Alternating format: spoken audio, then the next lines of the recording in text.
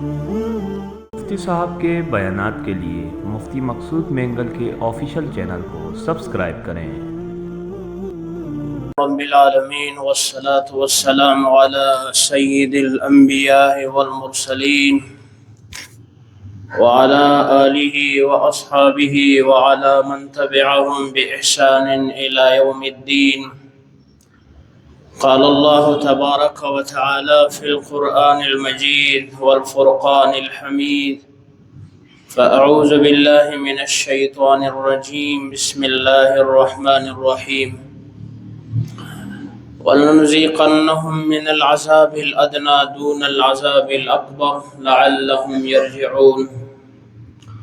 صدق الله مولانا العظيم وبلغنا رسوله النبي الكريم، ونحن على ذلك لمن الشاهدين والشاكرين، والحمد لله رب العالمين۔ يا رب صل وسلم دائما ابدا على حبيبك خير الخلق كلهم، هو الحبيب الذي ترجى شفاعته۔ انتہائی میرے واجب الاحترام، میرے محترم معزز دوستوں اور بزرگوں،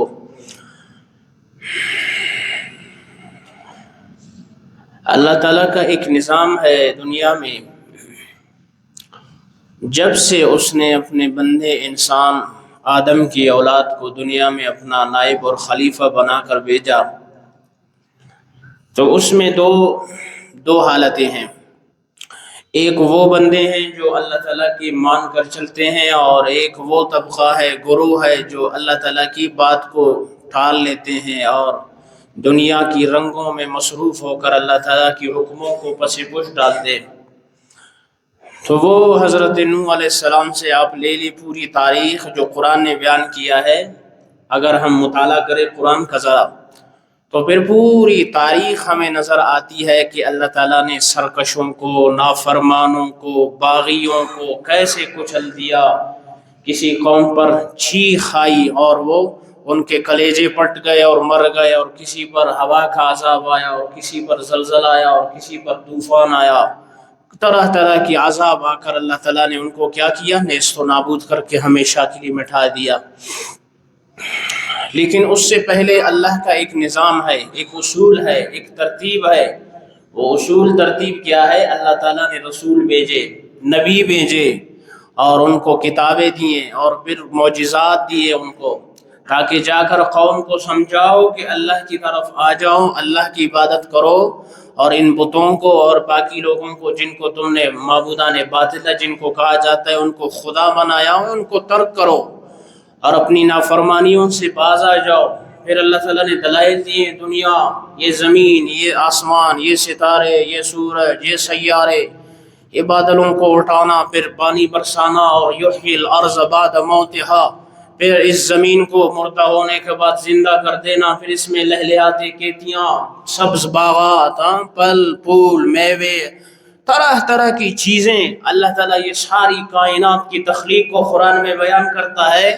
ان لوگوں کے لیے لآیات لقوم یعقلون، لآیات لقوم یتفکرون، ان لوگوں کے لیے جو سمجھ بوجھ رکھتے ہیں، عقل رکھتے ہیں، فہم و فراست کے مالک ہے، ان لوگوں کے لیے جو اللہ کی تخلیق میں غور و فکر کرتے ہیں، سوچتے ہیں، تدبر رکھتے ہیں، ان کے لیے اللہ تعالیٰ کھول کھول کر نشانیاں بیان کرتا ہے کہ دیکھو میری تخلیق میں کیا کر رہا ہوں۔ لیکن بعض لوگ پھر اللہ تعالیٰ کے حکموں کو، تخلیق کو، کائنات کو، نظام کو سمجھ کر پھر وہ اللہ کا بندہ بن کر اللہ کی عبادت میں اللہ کے سامنے سر بسجود ہو کر صبح و شام اللہ کا بن کر اللہ کی بندگی کرتے ہیں۔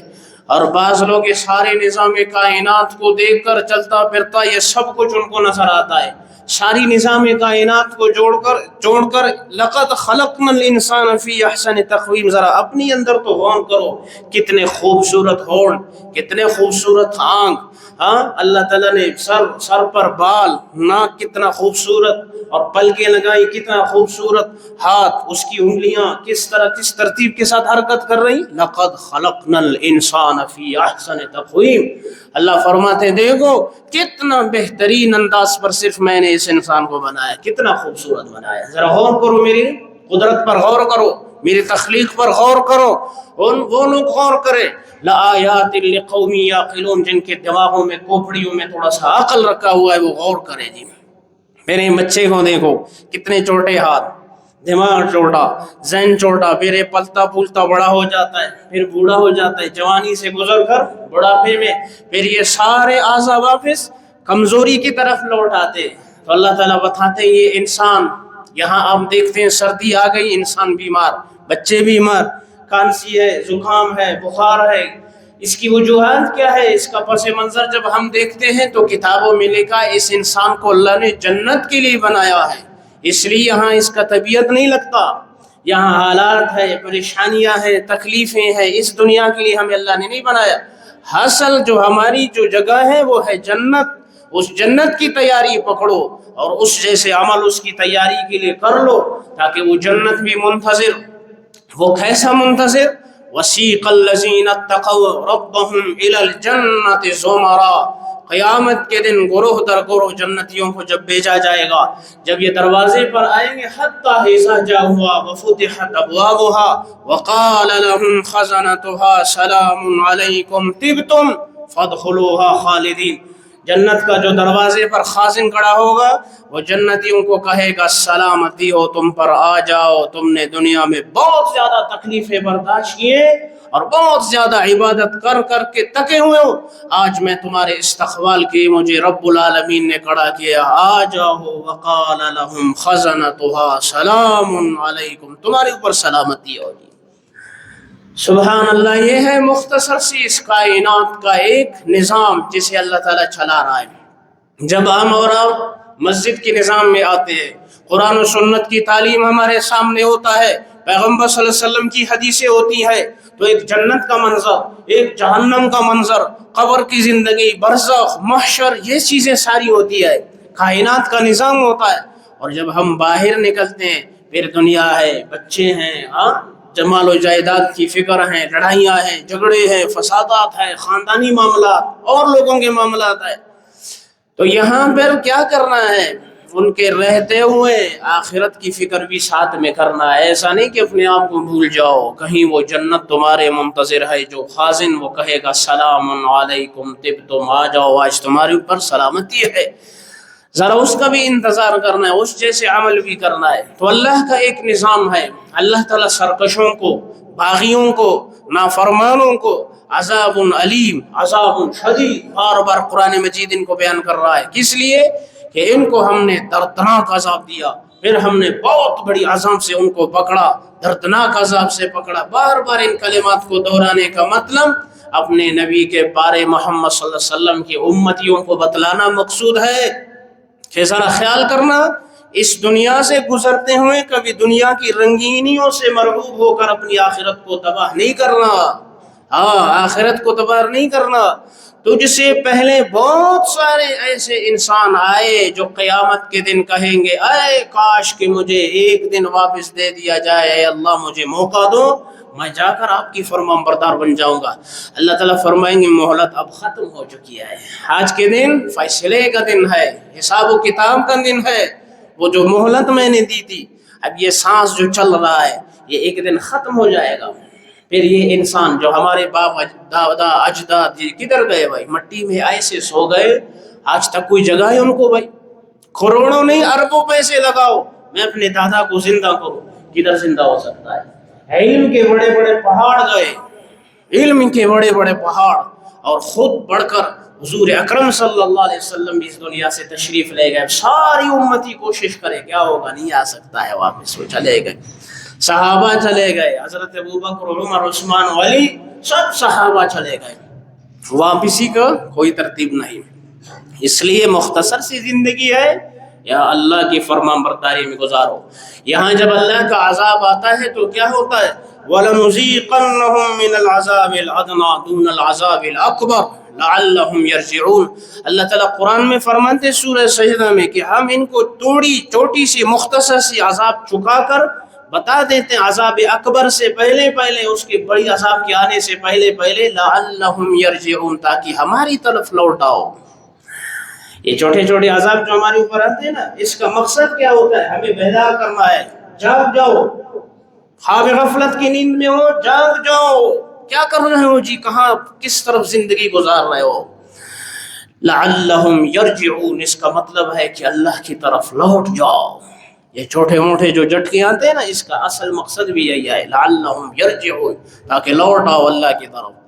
تو اس لیے میرے محترم دوستو بزرگوں، اللہ کے نبی صلی اللہ علیہ وسلم کی تعلیمات احادیث شریفہ میں ترمذی کے اندر ایک بہت لمبی روایت موجود ہے، بہت لمبی، جس میں حضور اقدس صلی اللہ علیہ وسلم نے قیامت کی علامات بتلائی ہیں کہ قیامت کی علامات کیا ہے، اور ان کے بعد جب وہ علامات ظاہر ہو جائے پھر اس کے بعد آثار کیا آئیں گے، چہرے مسخ ہو جائیں گے، لوگ زمین میں دنس جائیں گے اور پتھر برسنے لگ جائیں گے، پھر زمین پر زلزلہ آنے لگ جائے گا۔ اس سے پہلے نبی نے بہت ساری علامات تفصیل کے ساتھ بتائی، اپنی امت کی رہنمائی کر کے حضور علیہ السلام تشریف لے گئے۔ کاش کہ ہم میں سے کوئی سننے والا، کوئی سنورنے والا، کوئی بدلنے والا، اپنی زندگی کو ہونے والا کوئی ہو تو منٹوں میں، لمحوں میں زندگی بدل سکتی ہے، اس میں انقلاب آ سکتی ہے، وہ حضور کی سنتوں والا زندگی بن سکتا ہے، اللہ کے حکموں کے مطابق چلنے والا بن سکتا ہے۔ لیکن کچھ کیا ہے، اس دماغ کو جو اللہ نے ہمیں عطا کیا ہے، اس پر آنا چاہیے، ذرا سوچ کر، غور و فکر کر کے، تدبر کر کے، کہ یہ دنیا کی ساری چیزیں ختم، ایک بندہ بیچارہ بلڈنگ کھڑی کر دیتا ہے، 2 3 4 5 8 10 کر لو، 20 کر لو، اور 20 گاڑیاں اس کو، اور پراپرٹی ہو، جائیداد ہو۔ آپ کو پتا ہے جب یہ مرنے لگتا ہے بہت رونے کا مقام ہوتا ہے اس کے لیے کہ ساری چیزیں چھوڑ کر جا رہا ہوں۔ تو پھر کیوں نہ اپنی زندگی کو جو جوانی کی زندگی ہو، صحت کی زندگی ہو اور عافیت کی زندگی ہو، اسی وقت اللہ کی طرف رجوع کرنا چاہیے، تاکہ بعد میں پھر ہائے ہائے نہ کر کے پچھتا ہے کہ کاش تو میں یوں کرتا، کاش کہ میری جوانی لوٹ آتی اور میں یوں کرتا۔ اب موقع ہے، اللہ نے دیا ہے، جو کرنا ہے اب کر لو، بعد میں پچھتانے کی پھر ضرورت نہیں پڑے گی۔ اس لیے حدیث میں ہے، وہ چند نشانیاں آج بتاتا ہوں تاکہ معلوم ہو جائے، اس سے پہلے کہیں ہم ان نشانیوں میں تو نہیں ہے، کہیں ہمارے اندر تو یہ خصلتیں تو نہیں ہے، کبھی ہم کہیں ایسا نہ ہو کہ ہم جہنم کو مول تو نہیں رہے، خرید تو نہیں رہے ہیں۔ ہاں، وہ عذاب کیا ہے، وہ علامات کیا ہے جو حضور علیہ السلام نے ارشاد فرمائی ہے۔ آج کا مسلمان دنیا کو پڑھتا ہے، پڑھنا چاہیے، انٹرنیشنل دنیا کو پڑھتا ہے، پڑھنا چاہیے، دنیا سے آپ واقف ہونا چاہیے آپ کو، لیکن کم از کم حضور علیہ السلام کے ارشادات بھی ہمیں معلوم ہونا چاہیے کہ نبی علیہ السلام نے ہمیں کیا تعلیم دی ہے، کیا بتایا ہے سرور دو عالم صلی اللہ علیہ وسلم نے، جو دن رات ہمارے لیے روتے تھے۔ کبھی اس کے ارشادات کو بھی سینے سے لگاؤ، کبھی اس کا کھول کر پڑھو تو صحیح کہ حضور نے فرمایا کیا ہے، لیکن ہمیں شوق نہیں، انگریزوں کو پڑھتے ہیں، ان کی تاریخ پڑھتے ہیں، فلانا سبجیکٹ ہے، یہ ہے، وہ ہے، پتہ نہیں کیا سے کیا پڑھتے، لیکن نہیں پڑھتے تو حدیثوں کو نہیں پڑھتے، نہیں پڑھتے تو ہم قرآن نہیں پڑھتے ہیں، جو ہماری سب سے بڑی ناکامی کی بنیادی وجہ بھی یہی ہے، اس لیے ہم تباہ ہیں۔ تو حضور علیہ السلام نے ارشاد فرمایا، وہ علامات کیا ہے؟ سب سے پہلے حضور نے فرمایا، حضرت ابو ہریرہ کی روایت ہے کہ جب یہ علامات ظاہر ہو جائیں تو پھر اس کے بعد چہرے کا مسخ ہونا اور زمین میں دس جانا، زلزلے آنا، آسمان سے پتھر برسنا، یہ ہوں گے۔ یہ ترمذی کے اندر روایت موجود ہے۔ فرمایا جب میری امت مال غنیمت کو اپنے لیے حلال سمجھنے لگے، پہلی بات مال غنیمت کیا ہوتا ہے؟ جہاد ہوتی ہے، اس میں مال غنیمت کفر کا جو ساتھ آتا ہے، اس کو کوئی شخص اپنے لیے حلال سمجھے اور یہ جو ہے میرے لیے حلال ہے، یہ بھی حرام ہے، اس سے بچنا چاہیے۔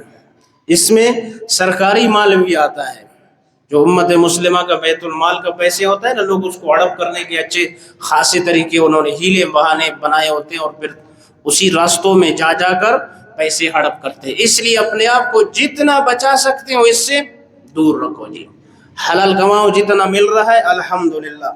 ساتھ میں حضور علیہ السلام نے ایک اور علامت ارشاد فرمائی، قیامت کا، قرب قیامت کا، جب لوگ زکوٰۃ کو تاوان سمجھنے لگیں گے۔ زکوٰۃ کو کیا سمجھنے لگیں گے بھائی؟ تاوان سمجھتے۔ تاوان کیا ہے؟ کہ ایک بوجھ ہے میرے اوپر، میں کماتا ہوں، شریعت مجھ سے 2.5% کیوں مانگتا ہے بھائی؟ ہاں، اس پر انسان کو بہت بوجھ سا محسوس ہوتا ہے۔ لیکن جو پکا ٹکا قسم کا مسلمان اللہ کو ماننے والا ہوتا ہے، وہ کیا کہتا ہے؟ میرے رب نے مجھے دیا ہے۔ کون دے رہا ہے بھائی رزق؟ اللہ دے رہا ہے۔ دینے والا جب اللہ ہے تو اللہ مانگ رہا ہے 2.5% مانگ رہا ہے، 2.5% مانگ رہا ہے۔ اگر اللہ 50% مانگتے تب بھی تو مانگ سکتے تھے، چونکہ وہ دینے والا ہے، وہ سب کچھ اسی کی منشا اور مشیت اور مرضی پہ ہے۔ لیکن وہ 2.5% دیکھ مانگ کر تجھے دیکھتا ہے کہ میرے بندے کو دے تو بہت رہا ہوں، چیک تو کروں کہ اس کی ایمان کے ٹیمپریچر کتنا ہے۔ جی غور کرو، اس لیے اس کو اپنے اوپر بوجھ نہیں سمجھنا۔ کبھی اللہ میں پیسے دے، مال و دولت دے تو زکوٰۃ کی باری آئے بوجھ نہیں سمجھنا، فوراً کہو یہ میرے رب کا حکم ہے جی، فوراً اس کو عطا کرو۔ قرآن جب آپ کھولتے ہو اقیموا الصلاۃ وآتوا الزکوٰۃ، نماز قائم کرو، نماز کے ساتھ ساتھ حکم ہے زکوٰۃ بھی دیا کرو۔ بار بار یہ انسان پر بوجھ اس لیے بنتا ہے بھائی کمانا بہت مشکل ہے، خرچ کرنا اس سے زیادہ مشکل ہے۔ خرچ کرنا کیا ہے؟ اس سے زیادہ مشکل ہو جاتا ہے۔ تو اس لیے میرے محترم دوستو بزرگوں، جو صاحب نصاب ہے، صاحب حیثیت ہے، وہ کیا کرے بھائی؟ جب بھی زکوٰۃ کی باری آئے فوراً اللہ کا حکم سمجھ کر اس کو فوراً خرچ کیا کرو بھائی، بوجھ نہیں سمجھنا۔ یہ قیامت کی علامات میں سے جو بوجھ سمجھے وہ سمجھ جائے مجھ پر قیامت کی آخری زمانوں کی علامت مجھ پر برپا ہو چکی ہے مجھ پر۔ اور تیسرے نمبر پر حضور علیہ السلام نے ارشاد فرمایا قیامت کی علامات میں سے ایک علامت یہ ہے جب علم دین کو لوگ دنیا کے لیے حاصل کریں۔ ایک علم دین یہ ہے کہ امت کو فائدہ مل جائے، فائدہ پہنچ جائے، اور یہ ہے کہ لوگوں سے پیسے بٹورنا، پیسے کمانا، اس کے لیے اس کو لوگ حاصل کرتے ہیں۔ جیسے اس کے ساتھ ایک روایت میں آتا ہے حضور علیہ السلام نے ارشاد فرمایا بعض لوگ دنیا میں علم کو اس لیے حاصل کرتے ہیں کہ وہ لوگوں کے ساتھ بحث مباحثے کریں۔ ہمارے معاشرے میں بیماری بہت زیادہ ہے، بہت زیادہ ہے۔ کوئی چیزیں میں سے سیکھو، بس کسی سے بھائی لڑ پڑو، بھائی مولوی صاحب یہ تو اس طرح ہے، تم نے تو اس کہا، فلانا تو اس طرح ہے، تو فلانا اس طرح ہے، بس لگے رہو۔ ان کی زندگی کا بیچارہ اکثر حصہ اسی میں ضائع ہو جاتا۔ اس لیے جب ایسے لوگ آئے تو ان کو کہو تم کو سلام ہے جی، بس تم کو سرخ سلام ہے، ایسے دور سے فارغ، اور اپنے کام میں لگ جاؤ، آخرت کی تیاری میں، قبر کی طرف اور محشر کی طرف اور حضور کی سنتوں کی طرف، جو کام کی چیزیں اس میں لگ جاؤ، اتنا زیادہ ٹائم نہیں۔ تو اس لیے علم دین کبھی حاصل کرنا ہو کسی نے تو کس کے لیے بھائی؟ اللہ کی رضا کے لیے۔ دنیاوی غرض، لالچ، مفادات مقصود نہ ہو، مقصود اللہ کی رضا ہو کہ علم حاصل کروں، اللہ کی رضا مجھے حاصل ہو جائے، یہ وہ علامت ہے۔ تو حضور علیہ السلام نے فرمایا آخری زمانے میں لوگ اس لیے علم حاصل کریں گے تاکہ نام ہو، شہرت ہو، مفاد ہو، مقصود ہو، کسی چیز سے غرض ہو، لالچ ہو، ان چیزوں کے لیے علم حاصل کریں گے۔ تو اللہ تعالیٰ اس سے بھی ہم سب کی حفاظت فرمائے۔ اور ساتھ میں حضور علیہ السلام نے چوتھے نمبر پر جو علامت بیان فرمایا مرد اپنی بیوی کی اطاعت کرنے لگے گی اور ماں کی نافرمانی کرنے لگے گی، یہ بھی قیامت کی علامات میں سے۔ یہ کیسا ہے؟ یہ معاشرت سے تعلق رکھتا ہے، معاشرت جو ہماری گھریلو زندگی ہے نا، اس سے تعلق رکھتا ہے۔ ہوتا کیا ہے کہ ایک شخص اپنی بیوی کا بہت فرمان بردار اور ماں کو مکمل گرائے، یہ قیامت کی علامات میں سے۔ تو صحیح طریقہ پھر کیا ہے؟ یہ بھی تو ایک حل ہونا چاہیے اس کا۔ بیوی کو اس کے حقوق دو اور ماں کو اس کے اپنے حقوق دو، یہ اسلام کا تعلیم ہے جی۔ اسلام کا تعلیم کیا ہے؟ ماں کو اس کے اپنے حقوق اور بیوی کو اس کو اپنے حقوق۔ اور بعض لوگ کیا کرتے ہیں، ماں کو سر پر بٹھایا ہے تو بیوی کو گرا دیا، یہ بھی اسلام کے خلاف ہے۔ اور قیامت کی علامات میں سے کیا کہ بیوی کی اتنے فرمان بردار اور ماں کو گرا دے، یہ قیامت کی علامات میں سے۔ تو اس لیے شریعت کا جو راستہ ہے بہترین وہ کیا ہے؟ ماں کو اس کے حقوق اور بیوی کو اس کے، اور باپ کو اس کے، اور بھائی کو اس کے، بہن کو اس کے، ہر ایک کے اپنے حقوق دو۔ یہ حقوق ایسے ہیں، قیامت کے دن ہے سورہ صافات میں وَقِفُوهُمْ إِنَّهُمْ مَسْئُولُونَ۔ ہم جو کماتے ہیں نا، ہمارے جیب میں پیسے آتے ہیں، ہم تو سمجھتے ہیں یہ صرف میرا ہے، اور آپ کو پتہ نہیں آپ کے جیب میں آیا ہوا پیسہ لوگوں کے حقوق آپ کے جیب میں آئے، لوگوں کے حقوق آپ کے جیب میں، اور آپ نہیں سمجھ رہے، آپ سمجھ رہے ہیں صرف یہ میرا ہے۔ آپ کے اوپر کسی غریب کا، کسی فقیر کا، کسی بیوہ کا، کسی اور کا حق ہے، آپ نے جیب میں رکھا ہوا ہے۔ ہمارے یہاں جیب میں کیا رکھنا ہے؟ وہ برملا ڈائریکٹ کھاتے ہیں، ایسا ہڑپ کرتے ہیں اس کو، ایسے بڑے بڑے منہ ان کے کھلے میں، بس پیسے آتے جائیں، بس اللہ اللہ خیر سے اس کو ہضم کرتے ہیں۔ صحیح ہے نا؟ تو اس سے بچنا چاہیے، اس لیے ہر ایک کو اس کا اپنا حق دینا چاہیے۔ قرآن میں ہے جو دوسرے کا حق کھائے قیامت کے دن اس کو پکڑا جائے گا، واقفوہم انہم مسئولون۔ ذرا اس کو پکڑو، اس سے کچھ سوالات پوچھنے ہیں، اللہ تعالیٰ فرمائیں گے سورہ صافات میں۔ تو اس لیے اس سے بھی اللہ تعالیٰ ہم سب کی حفاظت فرمائے، ہر ایک کو اس کا حق دینے کا اللہ تعالیٰ ہمیں یہ توفیق عطا فرمائے۔ اور فرمایا ایک اور علامت جو حضور علیہ السلام نے ارشاد فرمائی وہ کیا ہے؟ جب فرمایا برے دوستوں کو قریب کریں گے اور باپ کو دور کریں گے۔ یہ آپ نے دیکھا ہوگا، اسی طرح ہے آج کل باپ جو باتیں کرے نا، دماغ پر ایسا بوجھ ہوتا ہے، بلڈ پریشر آئی ہوتا ہے، بس بند کرو اپنی باپ اس کو، منہ کو جی۔ یہ کیفیت انسان کے اندر پیدا ہوتا ہے، اس وقت لا حول ولا قوت پڑھنا چاہیے، شیطان کا غلبہ ہوتا ہے۔ یہ قیامت کے علامات میں سے ہے۔ لوگ جب دوستوں کی محفل میں ہوں گے تو ہنسیں گے، مذاق، گپ شپ، شول، میلے، سب کچھ سیر و سپاٹے ہوں گے۔ اور جب ماں باپ کے سامنے آئیں گے تو کیا ہوں گے جی؟ ان کے ماتھے پر بل پڑیں گے۔ یہ غضب خان کی در سے آ گیا میرے دماغ کھانے کے لیے، آج کل معاشرے میں اسی طرح چلتا ہے۔ اور یہ روایت میں اکثر آتے، ترمذی کو میں سناتا ہوں کہ وَبَرَّ صَدِيقَهُ وَجَفَا أَبَاهُ۔ وَبَرَّ صَدِيقَهُ، دوست کو دیکھے گا تو ماتھا کھل جائے گا، خوش ہو جائے گا۔ باپ کو دیکھے گا وَجَفَا أَبَاهُ، اس کے ماتھے پہ بل پڑیں گے، غصہ ہو جائے گا کہ یہ کدھر سے آ گیا جی۔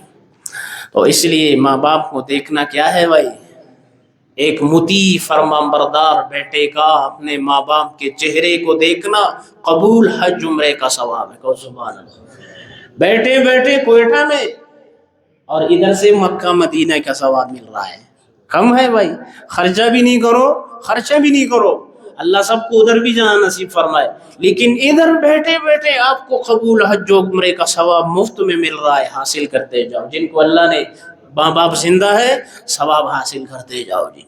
تو اللہ تعالیٰ حفاظت فرمائے، اس لیے یہ چیزیں اپنے سے نکالنی، یہ قیامت کے علامات میں سے ہے کہ اپنے ماں باپ کو دیکھتے ہوئے ماتھے پر بل آنا، غصے کی علامت کا ہونا، اور دوستوں کو قریب باپ کو دور کرنا، یہ قیامت کی علامات میں سے۔ اس لیے اس سے بھی بچنا چاہیے، اپنی حفاظت کیجئے اور اللہ سے مانگیے کہ یا اللہ ماں باپ کی خدمت کرنے کی ہمیں توفیق عطا فرما، کہیں آمین۔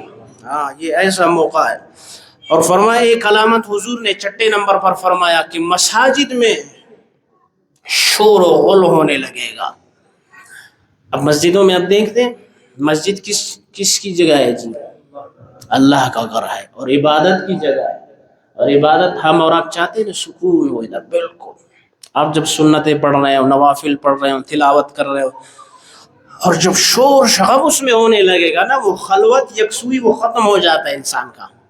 اس لیے یہ سکون کی جگہ ہے، ادھر آپ بالکل اطمینان کے ساتھ، یہاں ہاں ہو میلے ڈیلے، زور زور سے چیخنا چلانا۔ اس لیے حدیث شریف میں آتا ہے کان کھول کر سنو، کان کھول کر دل کی کانوں سے اس بات کو سننا۔ آج مسجدوں میں لوگ بیٹھے، او فلانے کے ساتھ تو یہ ہوا، فلانا کاروبار ایسا ہوا، فلان دکان ایسا ہوا، موبائل اٹھا ہوا ہے، لگا ہوا ہے جی۔ ادھر آپ نے دیکھا ہوگا یہ لوگوں کو جی، اسی مسجد میں لگے رہتے، ہر مسجد میں یہی وتیرہ ہے مسلمان کا۔ حدیث میں ہے اللہ کے نبی صلی اللہ علیہ وسلم نے ارشاد فرمایا، جب مسلمان مسجد میں آئے اور دنیا کی باتیں کرنے لگ جائے، ایسے مسلمان کی عبادت کی اللہ کو کوئی ضرورت نہیں ہے۔ یہ بہت سخت وعید ہے، اس لیے ہمارے آپ نے دیکھا ہوگا لوگ لگے ہوئے ہیں جی دنیا کی باتیں، بھائی دھڑا دھڑ۔ یہ مسجد ہے، یہاں کوئی خان بھی آئے گا خاموش دے نال بیٹھنا ہے، کوئی بڑا وزیر بھی آئے گا تو آرام سے بیٹھنا ہے، کوئی بڑا افسر بھی آئے گا تو آرام سے۔ یہ اللہ کا گھر ہے۔ آپ نے دیکھا ہوگا افسروں کے گھروں کے سامنے ادھر وزیر اعلیٰ ہاؤس، فلانا ہاؤس، ادھر ہارن بجانا منع ہے۔ کیوں منع ہے بھائی؟ یہ صاحب کا گھر ہے، صاحب کا، یہ اللہ کا گھر ہے۔ کس کا گھر ہے بھائی؟ کون سا اللہ؟ لمن الملک اليوم للہ الواحد القہار۔ جب قیامت کے دن اللہ سارے سلاطین اور بادشاہوں کو لٹا کر مار دے گا، کہے گا کون ہے آج خدا اور بادشاہ؟ کوئی مائی کلام بول نہیں سکے گا۔ پھر اللہ تعالیٰ فرمائیں گے للہ الواحد القہار، آج تو واحد قہار کی بادشاہت ہے، یہ اس خدا کا گھر ہے۔ یہ کس کا گھر ہے بھائی؟ اللہ کا گھر ہے۔ اس لیے فرمایا جب مسجدوں میں آؤ تو شور شغب یہ چیزیں نہ کرو، یہ قیامت کی علامات میں سے ہے۔ تو ہم میں سے ہر شخص چاہے گا مسجد میں آئے تو پھر شور کیا کرنا چاہیے بھائی؟ نہیں کرنا چاہیے۔ کیوں نہیں کرنا چاہیے؟ یہ قیامت کی علامات میں سے، اور کہیں ایسا نہ ہو کہ قیامت کی علامات میں سے ہم ایک علامت بن جائے۔ تو بننا تو کوئی نہیں چاہے گا بھائی، ہاں کوئی چاہتا ہے کہ میں قیامت کی علامات میں سے ایک علامت بن جاؤں؟ نہیں چاہتے ہیں۔ تو پھر ایسے شور اور شغب سے مسجد میں خاص کر اونچی اونچی بولنا، اس سے اپنے آپ کو بچائے رکھیے۔ اللہ تعالی ہم سب کی حفاظت فرمائے۔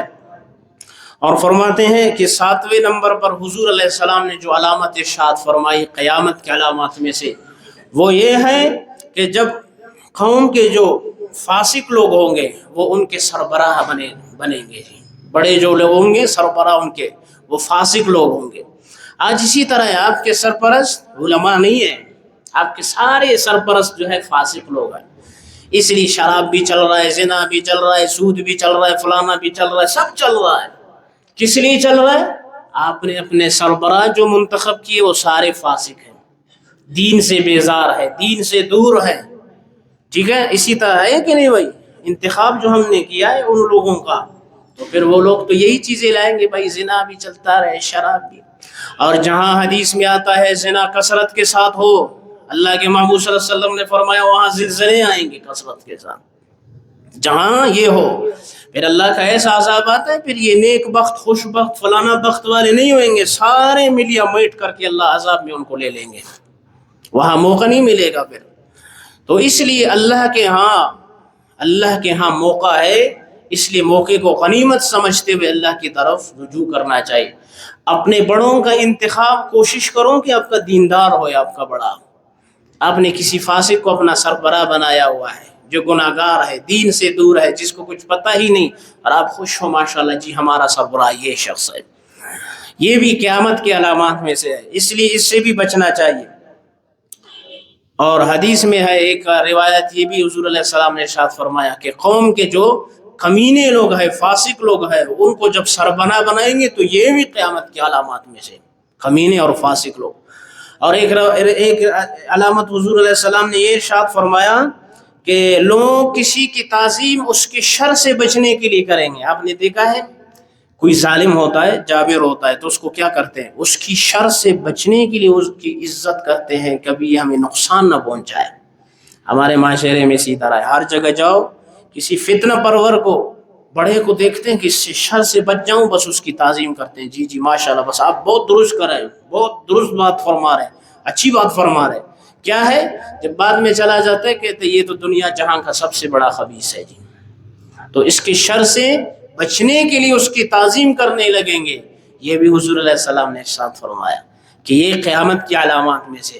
تو یہ قیامت کی علامات حضور علیہ السلام جو ارشاد فرما رہے ہیں، یہ اس لیے کہ ان کے آنے سے پہلے یا اگر آ گئے تو کم از کم پھر اس وقت دین کی طرف لوٹ آؤ اور ان علامات سے اپنے آپ کو بچاؤ۔ اور ایک علامت حضور علیہ السلام نے ارشاد فرمایا کہ گانے اور باجے زیادہ ہوں گے۔ کیا ہوں گے بھائی؟ گانے اور باجے۔ اب ایسے جوان میرے پاس آتے ہیں پوچھنے کے لیے، ویسے ڈوب مرنے کا مقام ہے ہمارے لیے، ڈوب مرنے کا۔ وہ پوچھتے ہیں کہ یہ باجے تو اسلام میں کدھر سے ناجائز ہے بھائی؟ کوئی حدیث ہے اس پر؟ واہ بھائی واہ، قربان جاؤں، کیسا سوچ اللہ نے مسلمانوں کو دیا، ان کو سیدھا جنت جانا چاہیے۔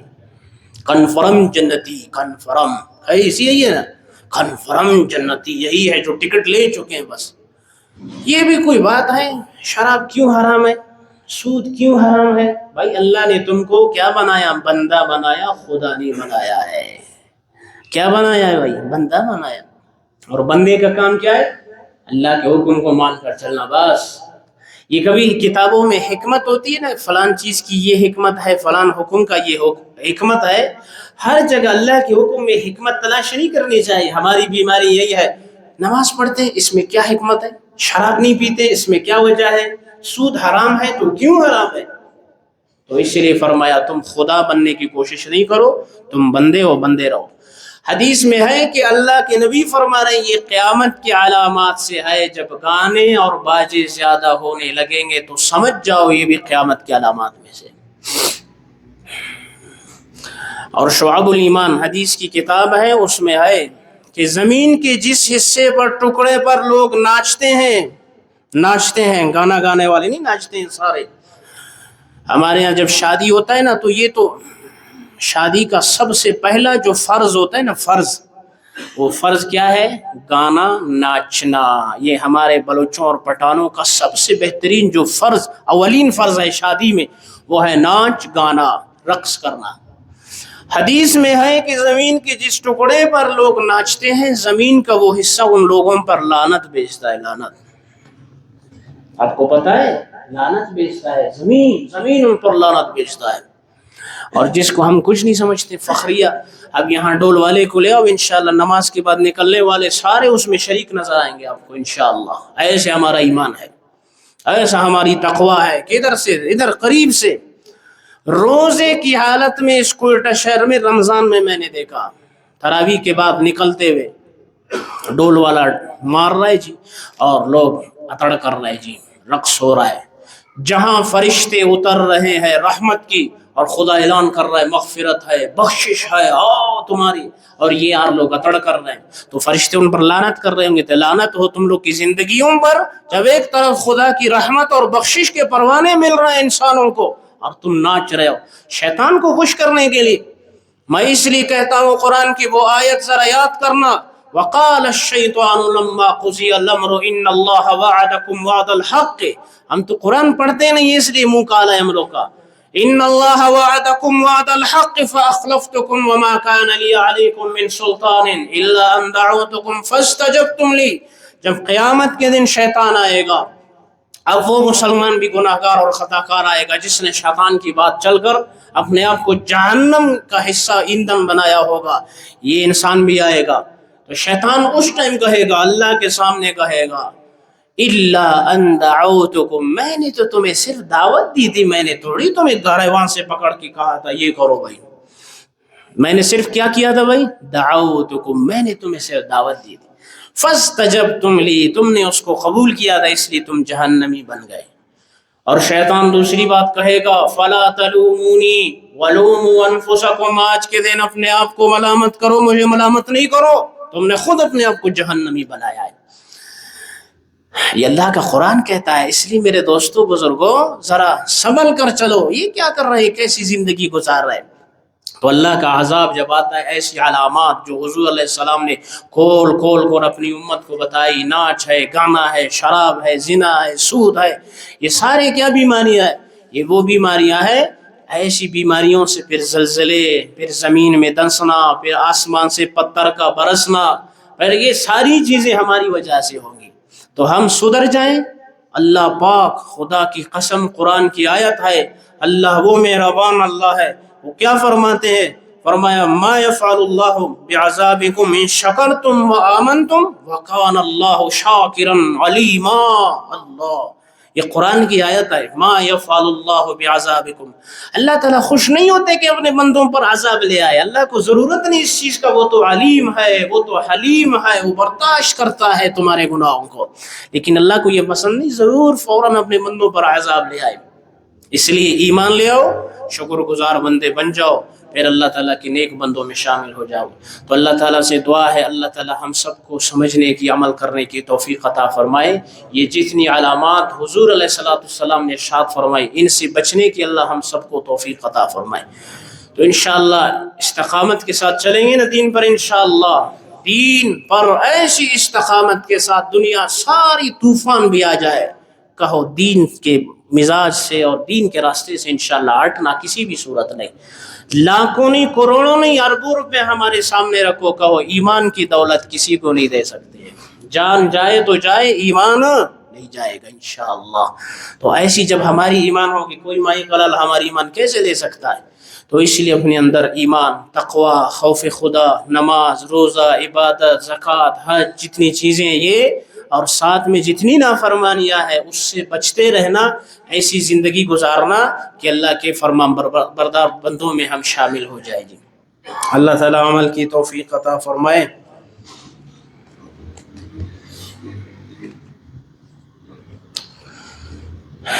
اصل میں یہ کاروباری مسئلہ ہے جی، کہ آج کل آپ نے دیکھا ہوگا کوئی شخص اپنے دکان کو فروخت کرتا ہے، تو دکان جب فروخت کرتا ہے نا، تو آپ لوگ بیٹھ جاؤ بھی کیوں کھڑے ہو، وہ جب دکان فروخت کرتا ہے تو کیا کہتے ہیں، مثلا میں نے ایک دکان چلایا 8 سال 10 سال، اب کوئی آتا ہے اس کو لینے کے لیے، تو میں کہتا ہوں یار دکان میں تو اتنا مال پڑا ہوا ہے، لیکن یہ میرا ٹھکانہ ہے، 10 سال اس پر محنت کی ہے، ٹھکانہ بھی فروخت کر رہا ہوں، اس میں ساتھ تو 20 لاکھ روپے ہو گئے۔ دکان میں سامان کتنا ہے بھائی؟ 8 لاکھ، اور ٹھکانے کا کتنا لے رہا ہے؟ 12 لاکھ۔ تو آیا شرعاً جائز بھی ہے یا نہیں؟ ایسے مسئلے لوگ مولویوں سے کبھی نہیں پوچھیں گے، یاد رکھو۔ ہاں، لوگ آئیں گے ایسے مسئلے پوچھیں گے جو ان کی برابر کا ہو، ترتیب کا ہو، بن رہا ہو کوئی بھی، ٹھیک ہے، ایسے مسئلے کوئی نہیں پوچھتا ہے۔ یہ مسئلے نکال کر کبھی ہم خود بھی آپ کو بتاتے ہیں، یہ شرعاً ناجائز ہے۔ کیا ہے بھائی؟ ناجائز ہے۔ کیوں ناجائز ہے؟ ایک چیز کا وجود نہیں ہے، مثلا میں یہ رومال ہے لے رہا ہوں تو کوئی چیز تو موجود ہے بھائی۔ ٹھکانہ اگر کسی اور کا ہے، آپ نے کرائے پر دکان لیا ہوا ہے تو دکان تو اس کا ہے، آپ ٹھکانہ کدھر سے آ گیا؟ ٹھکانہ کچھ ہے ہی نہیں، صحیح ہے؟ تو اس لیے شریعت کہتا ہے اس وجہ سے یہ ناجائز ہے۔ ہاں، باقی رہا ایک بات ہے، اس میں ایک ترتیب ہے شریعت کا، شریعت نے پھر گنجائش دیا ہوا ہے۔ اب ایک شخص 10 سال 15 سال محنت کرتا ہے، چلو اس کا ٹھکانہ ہے، تو وہ کیا کریں؟ اس کی ترتیب یہ ہے گنجائش والی، کہ اب کی جو چیزیں ہیں مثلا 8 لاکھ ہیں، اب کہوں یار یہ 8 لاکھ ہے لیکن تب میں نے محنت بھی کیا ہے، اب میں اس کو ایسا کرتا ہوں 14 لاکھ کا، یہ چیزیں میں آپ کو تھوڑا سا مہنگا فروخت کرتا ہوں، لیکن ٹھکانہ آپ مہنگا فروخت نہیں کر سکتے، ٹھکانے کا 1 روپے بھی ٹھکانے والے کو نہیں دینا، یہ بالکل شریعت میں نہیں ہے۔ اگر ایک شخص ہے، میں دکاندار ہوں، ٹھیک ہے، میں مالک ہوں، میں نے کیا کیا، اپنی دکان ہے اور اس کو فروخت کر رہا ہوں، مالک بھی میں ہوں، کرائے میں نہیں ہوں، سامان پڑا ہوا ہے، تو میں نے کیا کیا، سامان کے ساتھ دکان بھی فروخت کر رہا ہوں، تب بھی ٹھکانے کا آپ پیسے نہیں لے سکتے۔ آپ اس کو کہہ سکتے یہ میری دکان ہے جائیداد والی، اس کی الگ پراپرٹی کی قیمت ہے، یہ لے لو، دکان کا سامان اتنا ہے یہ لے لو، ٹھکانہ میکانہ کچھ بھی نہیں ہے۔ سمجھ میں آ گیا بھائی؟ مسئلہ سمجھ میں آ گیا؟ اس کو کہتے ہیں دماغوں میں اس کو محفوظ کرو، جب ایسے مسائل آتے ہیں تو لوگ پریشان ہوتے ہیں، اس لیے یہ ٹھکانہ میکانہ کچھ بھی نہیں ہے بھائی، سمجھ میں آ گیا؟ اور دوسری بات، گزشتہ جمعے سے پہلے میں نے ایک مسئلہ بیان کیا تھا کہ سرکاری ملازم جو ہے وہ افسر کی اجازت سے دوسرا شخص اس کی نوکری کر سکتا ہے۔ اس میں تھوڑی سی جب میں نے تحقیقی فتویٰ جات دیکھے تو اس میں تھا کہ وہ بندہ سرکار کا نوکر ہے، افسر کا نہیں ہے، اس لیے وہ کسی اور بندے کو اپنی جگہ نوکری پر نہیں رکھ سکتا ہے، خود اس کا پابند ہے، خود اپنی نوکری پر جائے اور اپنی ٹائم کا پابند ہو۔ اس لیے اس میں بہت سارے پھر مسائل پیدا ہوں گے، اس لیے خود اپنی نوکری کرے، دوسرے کو اپنی جگہ پر سرکاری طور پر نہیں رکھ سکتا۔